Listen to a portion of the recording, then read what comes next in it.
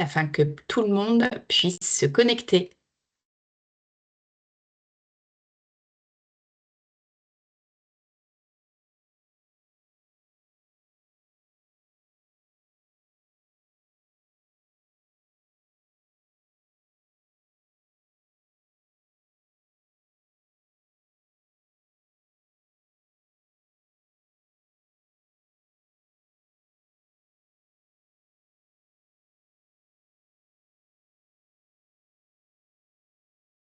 Alors, pour ceux qui nous rejoignent, je tenais à préciser que nous allons attendre 1 ou 2 minutes avant de débuter ce webinaire, afin que tout le monde ait le temps de se connecter et de nous rejoindre.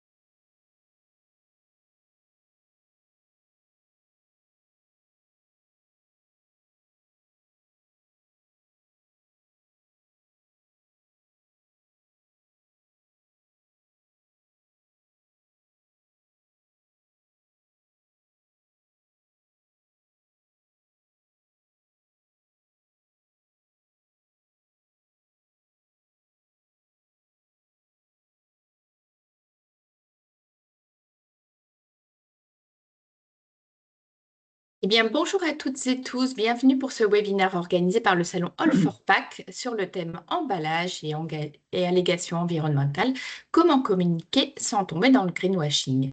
Et lors de ce webinaire, Bruno Siri, délégué général du Conseil national de l'emballage, et Alexandre Dernier, responsable d'impact emballage du groupe Bell, aborderont les bonnes pratiques à mettre en œuvre pour garantir des messages crédibles. Bonjour messieurs, bienvenue. Bonjour. Bonjour Alexandre. Bonjour. Alors, nous sommes également en présence de Chantal Delamotte, directrice du salon All for Pack Emballage Paris. Bonjour Chantal. Bonjour Claire, bonjour à tous. Écoutez, nous sommes Chantal, très... pardon Chantal, allez-y, je vous en prie. Voilà, je disais que nous sommes très heureux de vous retrouver tous autour de ce rendez-vous régulier organisé par effectivement All for Pack Emballage Paris. Il se penche, comme l'a dit Claire, aujourd'hui sur les allégations environnementales. Nous connaissons l'importance de comprendre l'impact environnemental significatif tant au niveau du produit lui-même que de son emballage. Et en fait, les équations auxquelles fait face l'industriel qui conduit des actions concrètes pour vendre ses produits, et puis l'éclairage de cet écosystème de l'emballage qui est très large et qui fournit de nombreuses opportunités, mais également des contraintes. Voilà. Nous espérons que nous vous donnerons, au travers des interlocuteurs présents aujourd'hui, les informations enrichissantes. Merci beaucoup Chantal, on se retrouve notamment à la fin de ce webinaire. Donc je vous propose sans plus tarder d'entrer dans le vif du sujet. Sachez que durant ce webinaire, vous pourrez notamment poser des questions sur le chat, des questions auxquelles nos experts répondront à la fin du webinaire.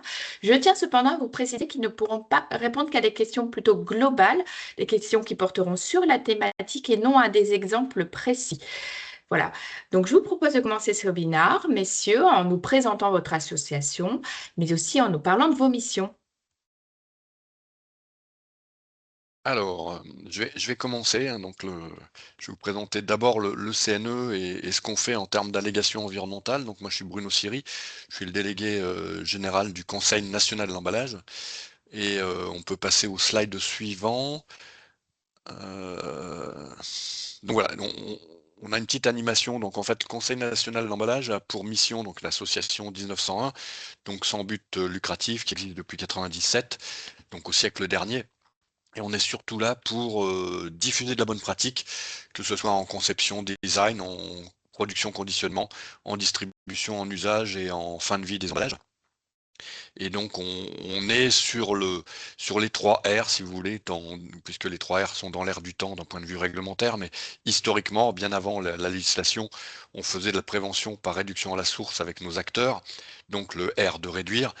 Et depuis les années 2010, on est autour de l'éco-conception des produits de consommation, c'est-à-dire optimiser ce couple produit-emballage en agissant aussi bien sur l'emballage que sur le produit, puisqu'on peut aussi agir sur le produit. Donc voilà, et notre quotidien, nous, c'est effectivement de poser des avis, notamment auprès des pouvoirs publics sur certains sujets. Donc vous pouvez retrouver une dizaine de notes de position depuis une dizaine d'années, donc une par an en moyenne, sur des sujets assez intéressants comme la biodégradabilité, etc. Et typiquement, moi, mon quotidien, c'est de mettre autour de la table les partenaires. Et vous allez voir qu'ils sont pluriels, les partenaires. Ils représentent un écosystème très large. Hein, et bien évidemment, avec ce dialogue, on construit des documents qui sont mis à disposition du plus grand nombre, gratuitement, en français et en anglais, téléchargeables. Voilà ce que je pouvais dire sur ce slide. Voilà, donc Vous on est allez pouvoir vraiment... nous parler des acteurs, notamment de l'écosystème du produit emballé, je vous en prie. Oui, Claire. Donc ce que je disais, c'est qu'on existe depuis 97, donc on a 28 ans d'âge. Hein, donc j'étais pas forcément à la création, moi, mais j'y suis depuis une quinzaine d'années. Mais on travaille vraiment au bénéfice de tous, donc pas uniquement pour les acteurs qui touchent de très près l'emballage, mais d'une manière plus large. On va voir que on a un écosystème large. On est un acteur sur les bonnes pratiques sur la base de l'existence. C'est-à-dire, nous, on va pas remettre en cause l'existence même d'un produit. Hein. Je vais pas parler de par exemple, est-ce qu'il y a intérêt à avoir une crème cosmétique dans notre monde moderne? Est-ce qu'on a intérêt à boire des boissons sucrées? C'est pas notre propos. Notre propos, c'est vraiment de gérer l'emballage de ce produit.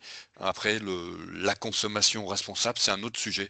Et nous, on n'est pas là-dessus. On est vraiment sur les bonnes pratiques d'optimisation, on va dire, hein, d'éco-conception des produits emballés. On est une autorité morale reconnue, puisqu'on est reconnu par les pouvoirs publics et notamment l'ADEME. Hein, vous connaissez tous l'ADEME. Et on est une plateforme d'intelligence collective parce que moi, je regroupe beaucoup de personnes de différents bords, de différents types d'activités, et on compile des savoirs et une vulgarisation des connaissances pour tout le monde, bien évidemment, tout ça sous forme de documents avec un petit peu de science et un peu moins de dogmatisme et beaucoup de pragmatisme. Merci Bruno. Est-ce que vous pouvez nous parler de vos adhérents? Je peux le faire. Voilà, donc on a une animation normalement sur ce slide, mais on l'a laissé tomber parce qu'on pourrait y passer du temps, mais il faut juste se dire qu'on a 6 secteurs d'activité en fait dans notre tour de table. On a le secteur 1, ce sont les marques, hein, essentiellement représentées par des fédérations comme l'ILEC, les marques internationales, l'ANIA, bah, vous connaissez les industries agroalimentaires, FHER pour la détergence de la maison et industrielle. Et on a aussi 3 événementiels, dont notamment All for Pack, hein, comme Exposium, qui est adhérent chez nous depuis un certain temps, et puis d'autres salons, bien évidemment. Donc j'en profite pour remercier aussi Chantal pour ce temps de parole accordé au CNE sur un sujet qui nous tient à cœur. Le secteur 2, bien évidemment, on a des produits emballés, donc il faut des emballages, et notamment des matériaux d'emballage. Donc là, on est à la fois avec les matériaux d'emballage et les emballagistes, les fabricants d'emballage, donc tout type de matériaux. Donc je ne vais pas vous faire la leçon, mais il y a du verre, du plastique, du bois, du liège, du carton, etc., etc. Après, on a les éco-organismes, hein, ceux qui vont gérer la fin de vie des emballages par délégation des marques. Donc on a l'éco et Citeo, on en aura d'autres plus tard, puisque vous savez qu'il y a des nouvelles REP qui arrivent au 1er janvier 2026. On a la distribution, aujourd'hui on a Intermarché, on ne désespère pas d'avoir d'autres distributeurs bien évidemment dans ce secteur 4, puisque la distribution c'est quand même important. Il y a aussi le fait que les marques distributeurs en nom propre des distributeurs, c'est quand même un tiers du marché des produits de grande consommation. Et ils emballent aussi, eux, hein, quelque part. On a ensuite des ONG, c'est une originalité européenne par rapport à une association qui parle d'emballage. Les ONG, donc une association de protection de l'environnement qui s'appelle PIC Environnement, qui fait aussi de l'éducation à l'environnement. Donc ça, c'est important pour nous, puisque on doit aussi faire passer des messages à nos ONG environnementales. Et on a la plus grande ONG de consommateurs, donc Famille de France, en France. Et ensuite, vous avez le secteur 6, qui est un agglomérat de tous les syndicats de fabricants de machines d'emballage. Donc juste pour les citer, donc c'est Evolis, c'est Cibep et Gepia. On a aussi un syndicat des encres d'école, le syndicat des encres d'école. On a un label forestier, on a 3 plateformes de développement packaging, donc l'Adriat de Quimper, Calitropique, Et puis je cherche l'IGPAC, voilà. On a les aérosols, on a la plasturgie, on a Federec, donc le recyclage, on a France Supply Chain et on a notamment GS1 pour la partie traçabilité et donc le code à barre ou le QR code si vous voulez.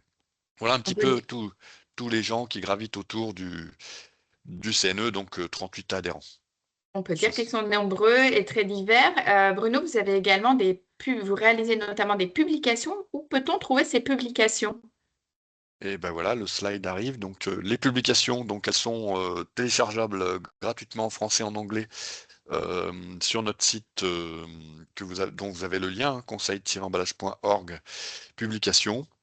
Donc j'ai juste fait deux slides sur les choses les plus importantes, là, les highlights si vous voulez. Donc on va revenir au slide précédent puisque c'est quand même deux documents importants pour le CNE. Donc celui dont on va parler puisqu'il reporte, on va dire, sur toutes les allégations environnementales qu'on a pu trouver depuis 2013 dans les rayons et sur les sites internet. Donc ces allégations relatives aux emballages, on parle bien d'emballage, hein.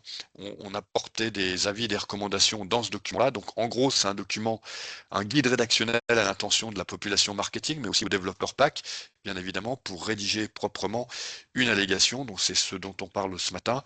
Et on a un autre guide qui est la deuxième jambe du CNE, c'est un guide d'éco-conception des produits emballés. Donc 26 questions à se poser pour réussir un emballage optimisé. Voilà, on peut passer au slide suivant. Donc là, il est question des autres documents, notamment de Oui, vulgarisation.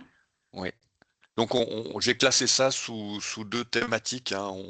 On a une grosse thématique plutôt environnementale, puisque vous avez compris qu'on parle au CNE de juste emballage, donc ni trop ni trop peu, hein, ni trop parce que c'est une réglementation, et ni trop peu parce qu'on prend le risque avec le produit et le consommateur. Donc les thèmes sociétaux, bah, il y a emballage et mutations sociétales, il y a des grandes mutations qui se font, donc ça c'est un document très récent, hein, notamment, on y parle de démographie, le vieillissement de la population en France, on y parle de foyers qui sont inférieurs ou égaux à 2 personnes par ménage en France, donc ce qui veut dire que les emballages vont être de plus en plus petits, par exemple, hein, c'est une relation de cause à effet, mais aussi toute la mutation de la distribution, hein. On voit qu'on est de plus en plus sur du e-commerce et de moins en moins sur des formats hypermarchés. Donc, qu'est-ce que ça veut dire pour l'emballage? Donc, voilà, on a identifié 6 mutations dans ce document et ça permet aussi voilà, de se poser les bonnes questions pour le développement d'un emballage demain. On a l'emballage en France qui est plutôt un document socio-économique, c'est-à-dire quel chiffre d'affaires du monde de l'emballage en France, hein. Faut le savoir, c'est 35 milliards d'euros en France, le monde de l'emballage, hein. C'est l'équivalent de l'aéronautique civile. Donc on parle souvent des Airbus que l'on vend assez facilement dans tel ou tel pays, mais on parle jamais des emballages. Et pourtant, c'est la même puissance économique. Donc il y a tout lieu de rappeler ce document-là pour aller y chercher le nombre d'emplois aussi. On a à peu près 150 000 à 180 000 emplois directs avec l'emballage en France.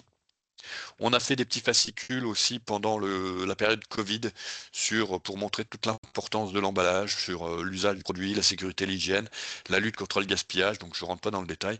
Et après, on a des thèmes plutôt environnementaux. Donc on a décrypté un petit peu c'est quoi le réemploi, enjeu, opportunité, perspective. C'est quoi la réalité des chiffres sur l'impact environnemental d'un emballage. Donc pour remettre un petit peu l'église au milieu du village, si j'ose l'expression. Et voilà, emballage et économie circulaire. Donc on a beaucoup de choses aussi à dire sur le fait que l'emballage n'a pas attendu le concept d'économie circulaire, puisqu'on fait ça depuis 25 ou 30 ans maintenant, sans problème. Très bien. Vous avez également des outils. Mhm.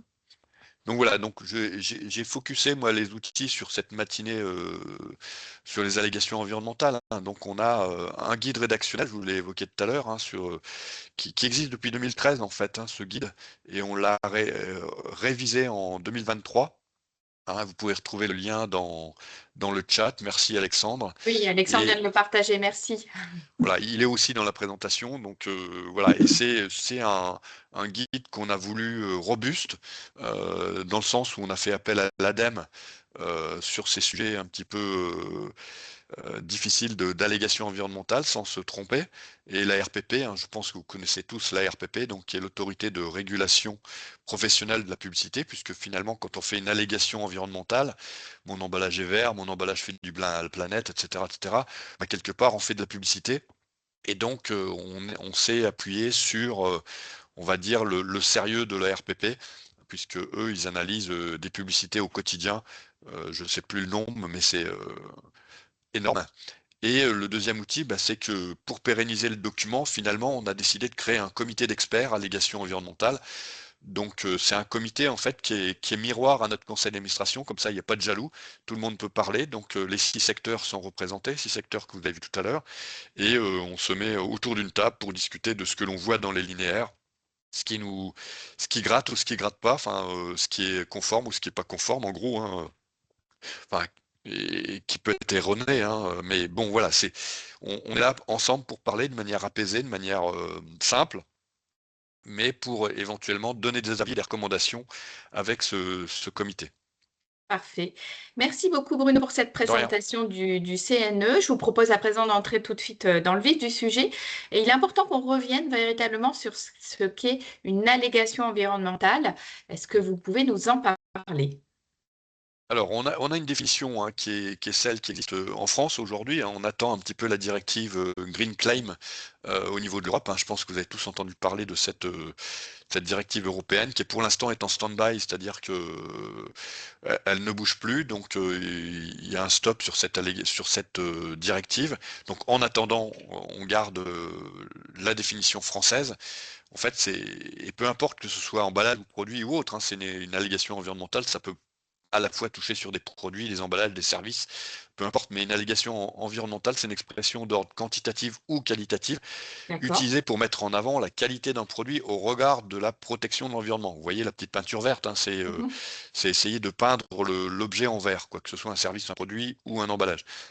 Donc, plus spécifiquement pour les emballages, hein, il faut que ça soit conforme aux réglementations, normes, guides et chartes de bonne pratique. Alors, notamment conforme à la réglementation, ça c'est juste une obligation.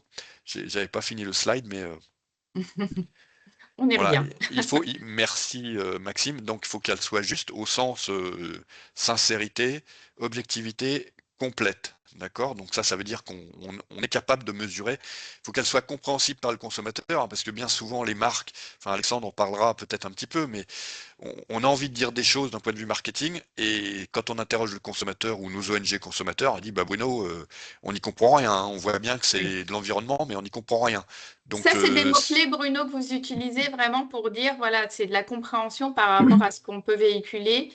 Et voilà, ces mots-clés, ils aident à comprendre ce qu'est véritablement le sens d'une allégation, en fait. oui, il faut que ça soit. Oui, bien sûr. Oui, il faut. Enfin, il y a toujours un consommateur au bout. Donc, s'il comprend rien, même si votre message il est sérieux, s'il y comprend rien, bah, c'est qu'il faut le mettre à la portée du Le consommateur. changer. Enfin, Mhm. il faut le changer. Voilà. Donc, même si c'est pas erroné, hein, c'est pas l'objet. Il faut que ça soit compréhensible par le consommateur. Compréhensible.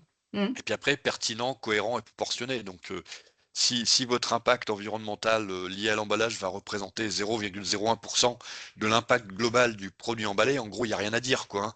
Donc, c'est ça la notion de proportionnalité. Vous voyez, il faut que Ouais, ça ait du tout à sens. fait. Qui ait du sens et du bon sens. Voilà. Alors là, on a aussi hein, dans tout cela un contexte qui est bien sûr réglementaire. Il faut forcément en parler. Oui. Eh ben oui, Et oui, les allégations environnementales, ça coule de source, hein, ça repose sur de la réglementation. Alors je sais que la réglementation, c'est rébarbatif pour beaucoup, hein, même pour moi, j'allais dire, hein, mais il faut se plonger dedans. Il y a pas, nul n'est censé ignorer la loi, hein, c'est l'adage donc on évoque souvent. Donc bien évidemment, on a tout un tas de règlements européens, hein. On a notamment la fameuse directive qui est en stand-by, mais elle va ressortir, hein. Je pense que pour 2027, on y aura droit. Et il y aura une vraie définition d'une allégation environnementale de la part de l'Europe qui s'imposeront aux 27 pays. Donc c'est la directive que vous voyez, la 2024-825. Hein, qui va respecter le consommateur et ça va rentrer pour les 27 pays. On a le règlement PPWR qui va être d'application en août 2026, donc là on parle pas de dans 15 ans, hein, on parle dans 6 mois, quoi. Et la directive européenne sur les pratiques déloyales par rapport au commerce. Donc là, c'est aussi du pénal, hein. Il faut faire gaffe à ça, ça ne rigole pas. Donc, et ça, c'est quand même une directive qui date de 2005, qu'il faut respecter aussi dans la tromperie aux consommateurs. Au niveau France, je vous ai remis quelques articles du Code de la consommation. Là aussi, le Code de la consommation, dans ses articles 121-1, 121-15-4, prévoit des pénalités, hein, donc des amendes. On a la loi AGEC et les décrets d'application. On a la loi climat et résilience que tout le monde connaît. Et on a surtout un décret, hein, qui date de 2022. Il y en a beaucoup qui l'ignorent, mais enfin beaucoup. Quelques-uns qui l'ignorent, mais on a un décret qui est assez stabilisé et qu'Alexandre va vous évoquer un petit peu sur certains sujets. Mais voilà, on a une ligne conductrice. Puis on a les autres pays, comme j'ai remis ici, là, les États-Unis, avec le Federal Trade. Et donc là, typiquement, c'est un guide qu'ils ont publié, hein, dans la partie 260 sur l'usage des claims environnementaux. Donc si vous vendez aux États-Unis, faites très attention, il faut utiliser aussi ce guide du commerce américain. Très bien. Merci beaucoup. Alexandre, je vous propose peut-être de nous parler de guides que vous avez notamment édités en lien avec tous ces sujets. C'est pas moi qui les ai édités, mais c'est des guides de référence. Alors, je De vais référence. présenter rapidement. Moi, je suis Le guide de Alexandre, l'ADEME, je ouais, tout à travaille fait. chez Bell en tant que Packaging Impact Manager dans les équipes R&D. Et donc, je suis en charge des sujets liés aux impacts d'emballage, comment les évaluer et comment mettre en place des procédures et des outils autour de l'éco-conception pour réduire l'impact des emballages du groupe. Et donc, j'ai la chance de faire partie du comité allégation du CNE avec d'autres collègues industriels ou ONG, associations. Et c'est un endroit qui est intéressant pour moi, pour la partie discussion qu'on peut avoir sur ces sujets-là, les nouveaux textes, comment les comprendre, les interpréter, quelles conséquences ils peuvent avoir sur nos conceptions et la façon de les mettre en avant. Et puis pouvoir échanger sur des exemples précis d'allégations pour exercer notre esprit critique et puis de s'améliorer également, nous, par ces interactions. Et donc, au-delà du document du CNE, dont on a partagé le lien déjà dans le chat, il y a ouais. différents autres documents qui sont produits par des autorités qui sont présents sur ce diapo. On partagera aussi les liens dans le chat. Donc le guide de l'ADEME, qui va bien au-delà du sujet emballage et qui donne des éléments sur comment construire une bonne allégation, qui rappelle le cadre réglementaire et qui est vraiment une référence importante. À lire également le guide du CNC, Conseil national de la consommation, qui est disponible sur le site du ministère de l'Environnement, de l'économie, et donc qui est forcément une référence. On a le guide de la RPP, qui est plus sur les bonnes pratiques à respecter quand on veut faire une communication ou une publicité, et qui donne des exemples de communication qui sont réussies. Et comme ils ne sont pas dans une logique de name and shame, c'est plus mettre en avant les bonnes pratiques, et également l'Union des marques qui publie des recommandations pertinentes sur ces sujets réglementation. Pour compléter ce que Bruno a présenté sur la diapositive précédente, le sujet des allégations et les sanctions qui sont associées par rapport à nos allégations est monté d'un cran avec la loi AGEC, et notamment tout le régime des sanctions est passé pour beaucoup d'entre elles du Code de l'environnement au Code de la consommation, ce qui renforce le niveau de sanctions et les conséquences pour une entreprise en cas d'allégation jugée trompeuse pour le consommateur. Dans les documents supplémentaires, alors là, c'est pas un guide, mais qui c'est lié à la loi AGEC. On a un décret qui est sorti le 29 avril 2022. Il y a une coquille sur la diapo, c'est pas 2002, c'est 2022, qui donne les éléments d'application de la loi AGEC sur tout ce qui est information environnementale, caractéristiques environnementales que tout metteur en marché doit mettre à disposition des consommateurs pour que le consommateur puisse savoir si un produit et son emballage sont recyclables, contiennent de la matière recyclée contiennent des substances préoccupantes ou peuvent être réemployables. Donc on doit tous avoir un site internet pour que le consommateur puisse consulter ces informations pour les produits qu'il trouve en magasin. Et pour détailler les modalités de mise en œuvre de cette exigence réglementaire, le gouvernement a mis à disposition une foire aux questions, dont pareil on partagera le lien dans le chat. Et c'est dans cette foire aux questions qu'est précisé le fait que, au-delà des caractéristiques environnementales qui doivent être sur le site web de chaque entreprise, on doit, pour tout affichage volontaire d'allégations qui sont couvertes par la loi AGEC, donc que ça soit sur un produit, sur sa notice ou sur un emballage, on doit se conformer aux règles qui sont édictées pour les caractéristiques environnementales. Et ça veut dire notamment, par exemple, que pour parler de recyclabilité, on ne peut utiliser les mentions recyclabilité qu'avec la mention complète majoritairement recyclable, entièrement recyclable ou éventuellement recyclable dans un matériau ou un produit ou un emballage de même nature. Et par conséquent, et on va y revenir juste dans quelques diapos, des mentions sur la recyclabilité qui sont différentes de celles-ci ne sont pas autorisées sur un emballage en France. Très bien.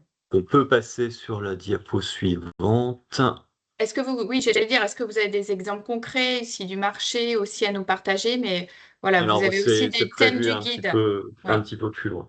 Donc, le guide que le CNE a publié, qui sert de référence pour les travaux du comité allégation, donc dedans, vous allez retrouver des conseils et des recommandations et des exemples aussi de ce qu'il ne faut pas faire. Sur les différents thèmes des allégations, donc sur tout ce qui est lié à la conception des emballages, notamment éco-conception, retrait d'éléments d'emballage, réduction à la source, substitution de matériaux par un autre, des éléments qui sont autour de l'origine des ressources, les matières certifiées, les matières recyclées, les matières biosourcées, ou l'absence de substances préoccupantes. On va retrouver des éléments sur les allégations globalisantes, c'est des éléments qui sont plus génériques, emballage bon pour la planète, etc., qui sont des choses qu'on déconseille fortement. Et enfin, des éléments sur la fin de vie de l'emballage, donc tout ce qui est dégradation, compostabilité, recyclabilité, ou les emballages qui peuvent être réutilisables. La façon de pouvoir mettre en avant ces éléments-là. Donc, on va passer à justement quelques exemples issus du marché. Merci. Alors, tu peux aller à la diapo suivante. Donc, pour ces exemples-là, en fait, on les recueille au fil de l'eau, les différents membres du comité allégation. Donc, ça fait une douzaine d'années que le comité existe, suite à la publication de la première version du guide. On essaye de remettre à jour, donc une des activités du comité, c'est de remettre à jour le guide au fur et à mesure des évolutions réglementaires ou des bonnes pratiques issues des guides précédents qu'on a mentionnés, pour en faire un document de synthèse en fait sur ce sujet-là et vraiment orienté sur l'emballage. Et en parallèle, le comité se réunit à peu près 3 fois par an pour faire une revue des choses qu'on a pu voir, nous, dans nos quotidiens, qui sont positives ou négatives, pour qu'on puisse en fait, se les partager et débattre et se dire, est-ce que c'est quelque chose qui nous semble OK ou nous semble plus discutable. Dans le cas où ça nous paraît plus discutable, on les garde en exemple pour pouvoir illustrer les prochaines versions du comité. Et on peut être, dans certains cas, amené à faire un courrier à l'entreprise concernée pour lui dire attention par rapport à ce que nous, on recommande dans le comité allégation, il nous semble qu'il y a un écart. Et cet écart peut vous mettre à risque, donc ça vaut le coup de regarder le guide et de voir si vous pouvez modifier votre allégation pour éviter d'être sur un message qui peut être mal compris par le consommateur et être challengé. Donc on a un exemple d'allégation important et on peut aussi servir de conseil pour aider des entreprises qui voudraient, avant de l'imprimer sur un emballage, voir si une allégation est bien formulée ou si une allégation peut être améliorée. Donc on peut partir sur les exemples concrets. Donc le type d'allégation qu'on trouve assez souvent, parce que c'est des messages qui paraissent simples et faciles d'un point de vue marketing, c'est ce qu'on appelle les allégations globalisantes et qui sont clairement pointées du doigt dans les guides de l'ADEME ou du CNC comme des choses à éviter. Parce que derrière, elle véhicule une image, un emballage vertueux, mais sans s'appuyer sur des éléments concrets.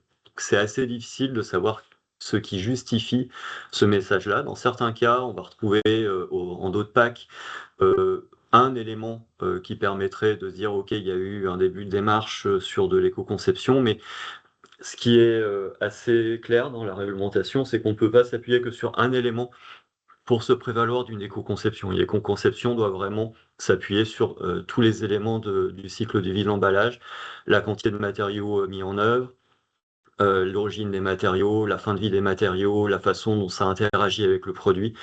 Tous ces aspects-là doivent être pris en charge. Et donc, normalement, les allégations globalisantes ne sont pas autorisées sur un emballage et la loi AGEC a remis de la clarté sur ce type de mention. Donc, bon pour l'environnement, respectueux de l'environnement, c'est des choses qui sont interdites maintenant en France pour un emballage ou un produit.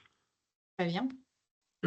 Ensuite, on a notre exemple d'allégations qu'on retrouve couramment et qui sont souvent mal formulées ou discutables, c'est tout ce qui est autour de la biodégradabilité. De la même façon, la loi AGEC, en fait, retire les mentions biodégradables des mentions qui sont accessibles. Quand on a un emballage qui peut avoir une dégradation naturelle, on doit se référer à la compostabilité et aux normes de compostabilité qui sont associées. Et donc, on ne devrait plus retrouver, normalement en 2025, de mention emballage biodégradable ou sac biodégradable sur le marché. Les emballages qui peuvent se prévoir de compostabilité sont aussi assez restreints. C'est uniquement les emballages qui sont autorisés par la loi à pouvoir rejoindre ces flux de biodégradation. Donc, par exemple, si on fabrique une barquette pour un produit fromager ou charcutier et choisit effectivement un matériau qui est compostable, ce type d'emballage-là ne fait pas partie de la liste des emballages qui peuvent rejoindre un flux de compostabilité. Et donc, même s'ils le sont, ils ne peuvent pas porter ce type de mention-là. Ensuite, donc sur ce point-là particulier, comme c'est un sujet qui est important, le CNE a fait un document dédié à la compostabilité et à la biodégradation des emballages, qui peut être intéressant de consulter si on est dans ce cas-là. Ensuite, sur la recyclabilité. Alors là, la il y a loi 5 AGEC, critères sur la recyclabilité. Voilà, la loi AGEC définit 5 critères qu'un emballage doit respecter pour pouvoir se prévaloir de la recyclabilité. Donc, le fait pouvoir être collecté facilement et à échelle. Donc, aujourd'hui, en France, c'est plus trop un sujet avec l'extension des consignes de tri. Normalement, tous les emballages doivent aller dans le bac jaune pour tout ce qui n'est pas en verre et dans les colonnes de verre pour le verre. Ensuite, il y a la capacité à orienter les déchets. Donc, c'est la capacité à avoir un tri efficace. Et ça, ça dépend de la conception de l'emballage et ça nécessite une attention particulière quand on conçoit son emballage. L'absence d'éléments perturbateurs et la capacité à être produit. Donc ça, c'est le choix des matériaux et la façon dont on les assemble. Et la capacité à être recyclée à échelle industrielle, c'est l'existence d'une filière et d'un marché secondaire pour que cette matière trouve un débouché économique. Et quand on a tout ça, on peut se prévaloir des mentions de recyclabilité. Donc, comme je l'ai mentionné, majoritairement recyclable quand on est recyclable entre 50% de la matière et 95%, et entièrement recyclable au-delà de 95%. Et l'outil qui nous permet de définir cette mention recyclabilité, c'est les outils qui sont, et c'est prévu par la loi, mis à disposition par les éco-organismes pour que les gens puissent évaluer leur emballage et obtenir à la fin le pourcentage de recyclabilité, du coup la mention qui s'y associe. Et donc normalement, chaque éco-organisme fournit un outil à ses adhérents pour pouvoir le faire. Donc pour nous, Bell, qui sommes adhérents à Citeo, c'est l'outil qui est Nométrie, mais il y a un équivalent pour l'autre éco-organisme également. Et on n'a pas le droit de mettre d'autres mentions. Donc barquette recyclable, 100% recyclable, donc ça c'est des vieilles allégations qui normalement ne sont plus sur le marché tel quel. ne sont plus autorisés en France. Très bien.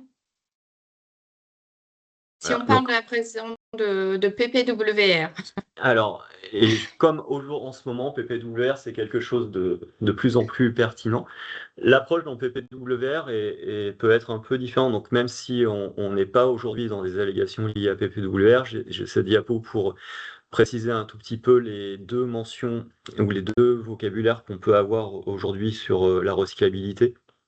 On a la notion pour 2030 de prêt pour le recyclage ou en anglais recyclable ready, et le fait que nos emballages devront respecter des normes de conception qui sont en cours de rédaction et qui devraient commencer à être disponibles en fin d'année ou début d'année prochaine pour le plastique, et qui correspondent au fait que l'emballage respecte des guidelines de recyclabilité qui ont démontré au moins à un endroit que cette conception permet une recyclabilité à échelle. Et donc c'est ce qu'on voit sur la petite diapo où il suffit d'avoir par exemple une filière qui a démontré que cette conception-là se recycle aujourd'hui dans l'exemple en Allemagne et en Autriche, et donc cet emballage-là aura été validé par la norme qui prend les meilleures conditions d'état de l'art et sera considéré comme recyclable pour 2030. Et ensuite on aura l'échéance 2035 qui sera la recyclabilité à échelle, et où là on voudra qu'un certain seuil de population est déterminé par les axes secondaires du PPWR permettent une vraie recyclabilité. Et donc on ne sera pas que sur de la recyclabilité théorique, mais sur une vraie recyclabilité dans tous les pays, et qui va nécessiter, au-delà de la conception d'emballage, un déploiement effectif des filières dans les pays, et donc un travail au travers des REP et au travers des relations entre les industriels et les centres de tri et les opérateurs de déchets, les organismes, pour mettre en place les filières réellement. Et on aura toujours ces critères il faut que l'emballage soit collecté, soit trié, soit techniquement recyclable, et pour la recyclabilité, soit en plus réellement recyclé. Donc voilà pour la recyclabilité. Je ne sais pas si sur ces points-là, Bruno, tu veux compléter, mais je sais qu'il y a des éléments supplémentaires sur le type d'allégation qu'on retrouve sur les emballages.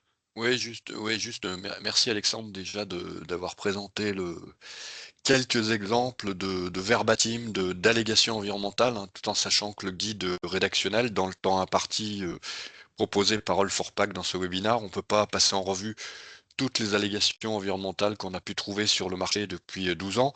Mais néanmoins, je vous invite à effectivement aller voir le document complet, et vous aurez ainsi une vingtaine d'allégations plus ou moins différentes, et avec les avis portés par le comité d'allégation et par le CNE. Donc tout ça pour voilà, je crois qu'il y a encore un slide derrière sur un autre type d'allégation qui est un peu plus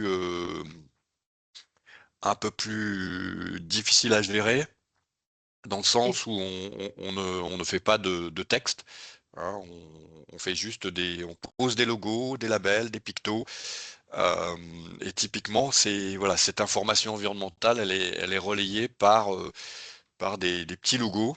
En général, ils sont de couleur verte, hein, donc c'est assez étonnant. Pourquoi? Parce que on veut faire passer un message qu'on est moins impactant sur l'environnement. Et typiquement, nous, on a émis une position, hein, sur ce sujet-là, parce qu'on a eu quand même quelques marques, quelques metteurs en marché qui abusent de ce sujet-là en mettant des logos maison, on va dire, hein, typiquement. Alors, bien évidemment, on n'est pas gendarme, hein, c'est simplement que ces petits logos sont déposés, sont des marques déposées, et donc on se retrouve à la croisée des chemins entre le code de l'environnement et la protection des marques, et donc bien souvent, nous, on est face à un mur, puisque finalement, c'est souvent le droit des marques qui est privilégié, donc nous, ce qu'on dit simplement, c'est que quand vous utilisez des logos, même d'associations ou de fédérations ou de fondations, il faut éviter de créer un lien abusif entre le partenariat que vous faites et les propriétés réelles du produit ou de l'action présentée, notamment sur l'emballage. Donc c'est important, parce que ça peut être du pénal aussi, hein, et pour être clair, hein, moi j'ai lu le draft de la directive Green Claim. Tous ces logos, pictos, labels, même s'ils sont protégés par l'INPI, demain ils seront interdits par la directive si ces logos et ces labels ne sont pas supportés par quelque chose de sérieux.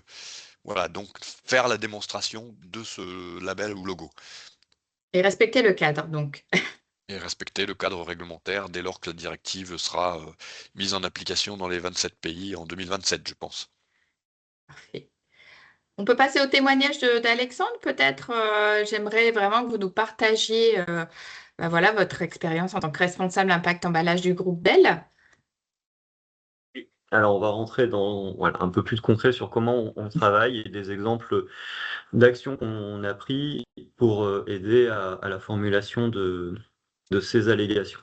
Donc, comme vous l'avez compris, il y a un cadre réglementaire qui est assez contraignant, mais il y a aussi un enjeu qui est d'être pertinent et compréhensible par le consommateur. Parce qu'à la fin, donc on a tous envie de valoriser le travail fait en termes d'éco-conception. Nous, parce qu'on a mouillé la chemise pour pouvoir développer un nouvel emballage, on a fait des investissements, on a passé du temps, les équipes marketing, pareil, pour essayer de valoriser les changements de l'emballage et les expliquer. Et puis rentrer sur essayer d'avoir une sorte de retour sur investissement des modifications d'emballage et des investissements qu'on a pu faire. Mais à la fin, le juge de paix et la personne pour qui on fait tout ça, c'est le consommateur. Et ce que Bruno présentait dans une précédente diapo, l'importance d'une allégation, c'est qu'elle soit conforme, compréhensible, pertinente, proportionnée. Et on sait que c'est pas toujours évident de réussir à faire tous ces critères-là. Donc, on travaille en général en proximité très forte avec les équipes juridiques, la Food Law, qui veillent au respect de la réglementation et qui nous aident à trouver la bonne formulation pour la conformité.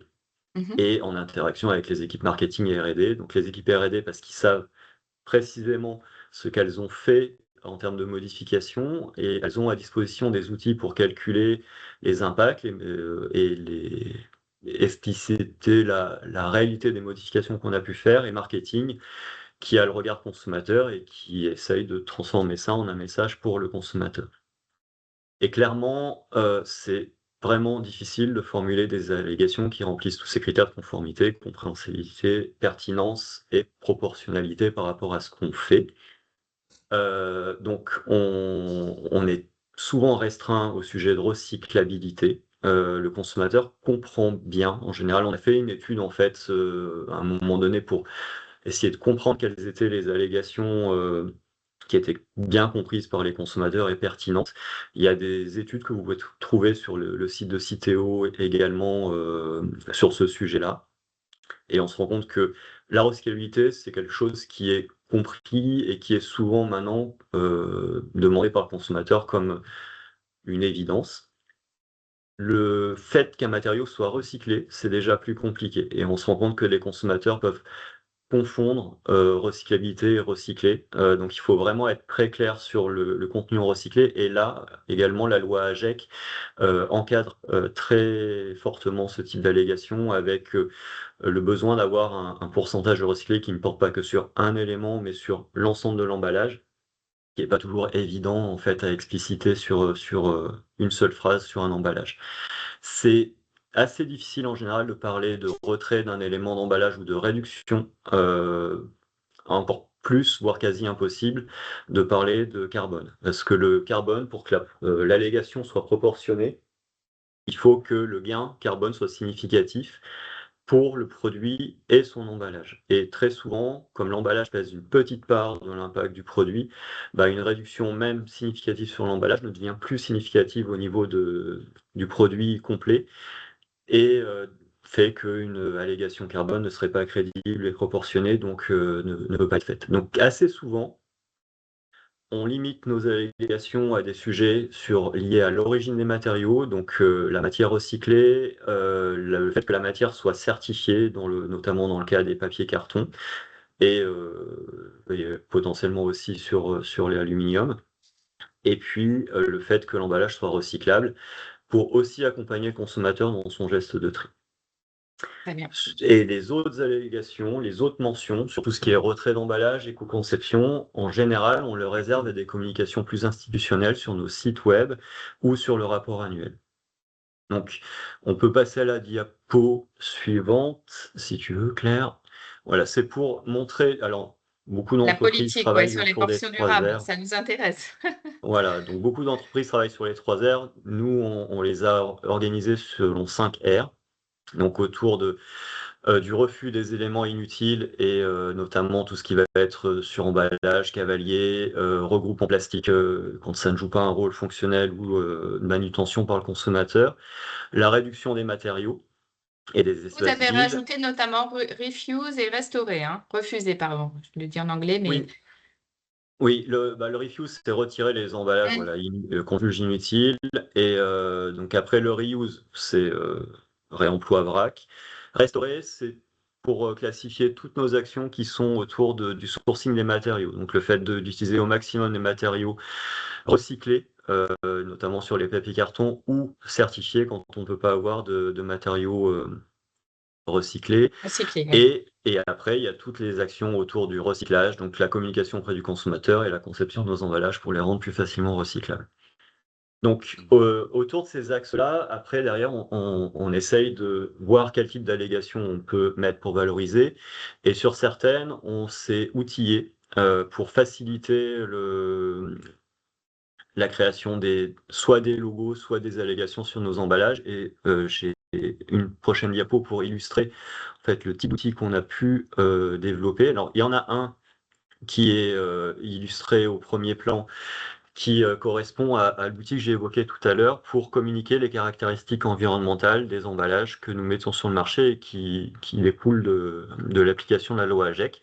Mhm. Donc, on peut retrouver dans la partie questions environnementales du site de nos marques en France et qui permet, en sélectionnant une marque, un format et un type de produit, de savoir si l'emballage il est recyclable, il contient du recyclé, réemployable éventuellement. Et donc, bon, je suis pas sûr qu'on ait énormément de consommateurs qui utilisent cet outil-là, mais au final, il nous sert pas Si mal pour pour les les équipes équipes. en interne Mm. pour voilà, savoir si l'emballage il est éligible à la mention emballage entièrement recyclable ou emballage majoritairement recyclable. Et ça permet de mettre le bon wording sur les emballages quand on veut mettre en avant la recyclabilité. Et puis on a un autre outil qui est uniquement à usage interne et qui est au deuxième plan et qui permet un peu sur cette même logique. Non, c'est toujours la même diapo, pardon.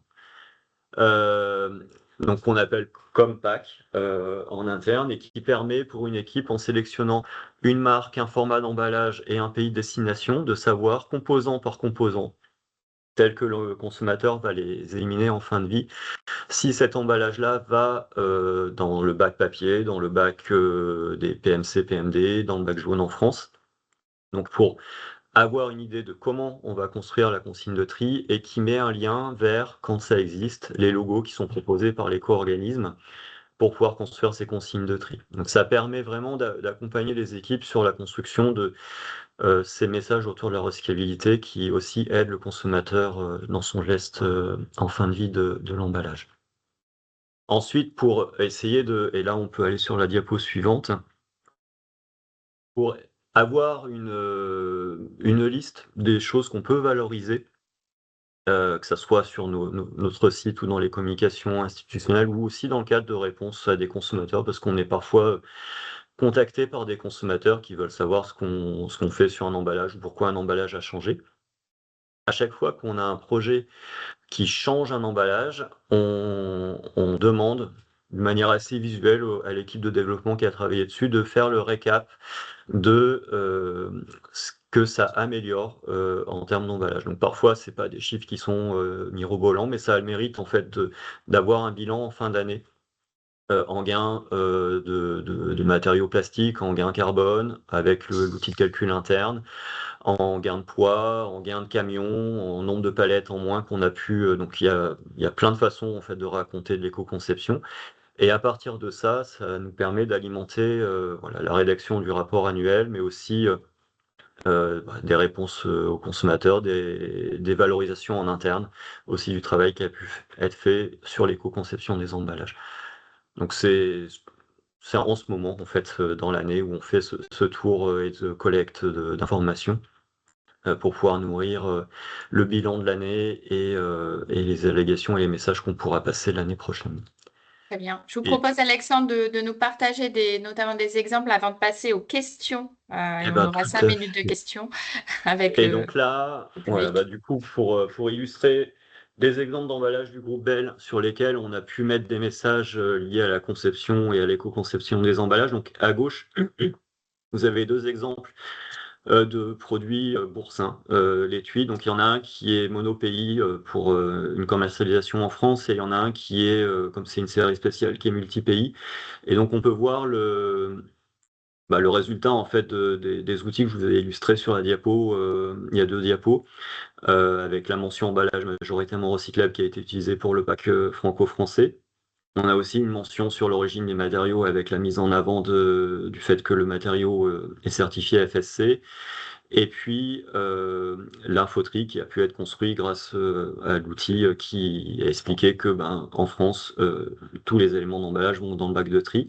Et on voit sur l'emballage multi-pays qu'on a pu avoir des consignes un peu différentes avec des bacs qui sont pas un seul bac quand on est au Portugal ou en Suisse.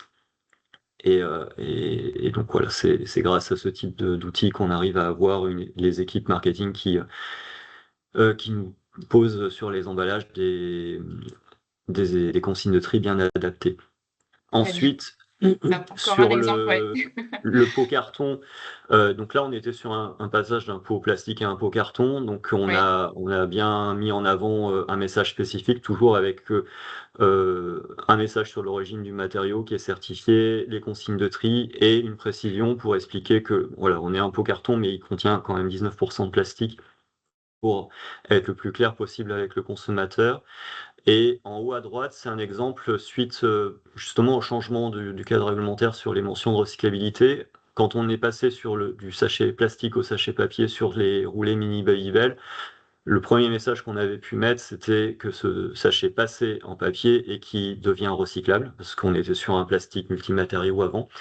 Et ce type de mention-là n'était plus conforme, donc on a simplifié le message et on a toujours une consigne de tri qui est sur l'autre face de l'emballage que j'ai parmi, mais on a réorienté le message pour réexpliquer qu'on était sur un matériau papier. C'était aussi important d'expliquer qu'on était sur un matériau papier parce que l'aspect en papier est un peu différent de l'aspect plastique, où le matériau peut avoir tendance à se froisser en fonction des manipulations qu'il a subies, et donc de remettre l'accent sur le fait qu'il est en papier permet de réexpliquer que, ok, l'aspect est différent, mais c'est aussi parce qu'on est passé sur un matériau qui n'avait plus besoin d'être en plastique puisqu'il n'a pas de rôle barrière et donc un papier suffisait. Merci Donc beaucoup, voilà. Alexandre. On va passer rapidement aux questions. On va essayer d'y répondre assez rapidement parce que on en a plusieurs. Et merci pour toutes les questions que vous venez de nous poser. Une première question, c'est comment définir sérieusement le taux de recyclabilité d'un emballage par rapport au taux de matière recyclée? Alors, le taux de recyclabilité d'un emballage, l'outil de référence, comme je l'ai mentionné, c'est l'outil qui est mis à disposition par les éco-organismes. C'est ce que la loi AGEC impose pour pouvoir choisir la bonne mention. Et ces outils donnent le pourcentage de recyclabilité des emballages. Il y aura une méthode différente dans le cadre du PPWR, mais jusqu'à maintenant, c'est la méthode de la loi AGEC qu'on doit utiliser en France. Et donc pour Citeo, je l'ai mentionné, c'est l'outil TRI. Je ne sais pas comment s'appelle l'outil qui est proposé par l'ECO pour ses membres. Et après, sur la matière recyclée, le calcul doit vraiment être fait sur l'ensemble de l'emballage. Donc par exemple, sur une bouteille, si on met 50% de matière recyclée dans une bouteille, mais qu'elle comporte un bouchon qui est que fait de matière vierge et une étiquette matière vierge, on ne pourra pas écrire 50% recyclé en termes de mention. Il va falloir prendre en compte le poids du bouchon et l'étiquette pour recalculer un pourcentage de matière recyclée, et avec une mention qui va être du type contient au moins, par exemple, 40% de matière recyclée. On a une autre question. J'essaie de passer assez vite parce que elles sont nombreuses. Comment être certain de savoir sur quel emballage carton il faut indiquer ou non les règles de Triman? Alors le Triman, il reste obligatoire en France, même si il y a une action en ce moment de la Commission européenne pour challenger l'usage du Triman en France. Mais tant que la loi n'a pas été changée, en théorie, le triman reste obligatoire en France et il est normalement à poser à côté de la consigne de tri sur l'emballage qui est visible par le consommateur. Donc, et sur les emballages destinés aux consommateurs, dans un cadre B2B, il n'est pas obligatoire a priori. Ok. Est-il obligatoire de faire des essais de tri? Le recours aux outils des éco-organismes sont-ils suffisants? Ben, nous, clairement, on fait des tests en centre de tri sur nos emballages, notamment parce qu'on a des emballages qui parfois sont un peu atypiques. Quand on fait un emballage, une barquette en PP ou une bouteille en PET, il n'y a pas besoin de refaire forcément un test en centre de tri, mais quand on développe des nouveaux matériaux base papier ou des nouvelles conceptions d'emballage qui ne sont pas très bien connus, ça vaut le coup, oui, de faire des tests en centre de tri. Mais pour la mention sur l'emballage, le résultat de l'outil tri est celui qui fait foi. Donc, si l'outil tri dit c'est recyclable, on a le droit d'apposer la mention sur l'emballage et on doit apposer la mention que nous donne l'outil tri dans l'outil caractéristique environnementale qu'on met en ligne. Très bien. Pour les matières plastiques avec PPWR, n'est-il pas préférable de rester sur une matière plastique PP plutôt que d'ajouter une matière recyclée à 50%, par exemple? Ça, je sais pas trop. Faut faire des analyses de cycle de vie, là. Oui, après, il va y avoir des obligations d'incorporation de matières recyclées, de toute façon, donc là, on n'aura pas trop le choix. Et si on veut que nos emballages... donc on a montré la définition de la recyclabilité, ce qui est important, c'est qu'il y a un marché secondaire pour que la boucle puisse se boucler. Oui. Donc les obligations d'incorporation de matières recyclées, elles sont surtout là pour finir la décision de recyclabilité et offrir ce marché secondaire. Et sans industriels qui incorporent du recyclé, ça ne sert à rien de recycler les emballages en fait. Donc on a vraiment besoin de boucler cette boucle-là et c'est surtout pour ça que la loi pousse à incorporer du recyclé. Ok. On vous demande également une question à propos du triman multi-pays. Pour construire donc ce triman multi-pays, quelle source fiable conseillez-vous? Alors, il y a une source qui est intéressante, c'est le guide des REP européennes de Citeo, sur lequel on va retrouver les liens vers les logos qui sont mis à disposition quand ça existe dans d'autres pays. On est aussi, nous, clients de Veolia CircPack avec l'abonnement à l'outil Record qui offre aussi cet accès-là avec une explication des barèmes, des règles dans les différents pays européens et les liens vers les sites qui proposent des logos. C'est ce qui nous a aidé, en fait, ces deux sources-là, à construire notre outil interne avec les équipes de développement interne. Très bien. Bien, merci beaucoup. Merci à tous les deux. Chantal, peut-être un petit mot de conclusion et un retour sur ce webinaire véritablement très intéressant. Oui, d'abord, un grand merci à Alexandre et Bruno. Je pense que ça montre à la fois que c'était une thématique assez ardue, très légale, sur laquelle il faut rentrer pour accompagner effectivement l'ensemble des participants. Effectivement, on est sur quelque chose de riche et pour nous, c'est important de donner ces rendez-vous réguliers, tout en sachant que c'est quand même sur le salon, on a l'ensemble des choses, mais déjà, je pense qu'en 1 heure, on a donné beaucoup d'informations qui demandent des heures de travail et on vous donne surtout rendez-vous à d'autres rendez-vous ponctuels avant le salon qui sera au mois de novembre du 24 au 26. Bien, merci beaucoup. Merci, messieurs, pour cet éclairage Merci. très précieux. Merci à vous qui avez participé donc, à ce webinaire et on se retrouve très vite. Bonne journée à tous.